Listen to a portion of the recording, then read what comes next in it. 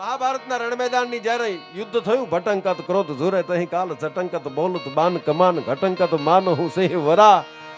હામાં જેને કહેવાય યોદ્ધાઓ એક બાજુ 18 અક્ષરની સેના મંડાઈ ચૂકી, એક બાજુ 5 પાંડવોની સેના, અર્જુન નકુલ ભીમ સહદેવ, અને હામે જેને કહેવાય ભાગવત ગીતા.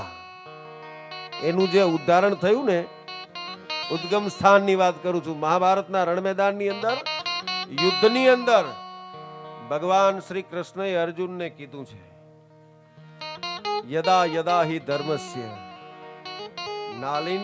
ગ્લાનિર્ભવતિ ભારત. જ્યારે જ્યારે આ ધરતી ઉપર અન્યાય થશે ત્યારે હું આવીશ. મારો ઈશારો કઈ બાજુ છે એ તમે સમજી શકો.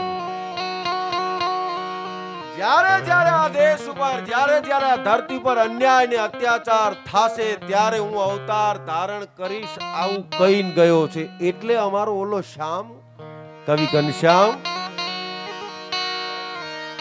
એટલે કવિ ઘનશ્યામ કે છે કે આ કોઈ સામાન્ય માણસ નતા.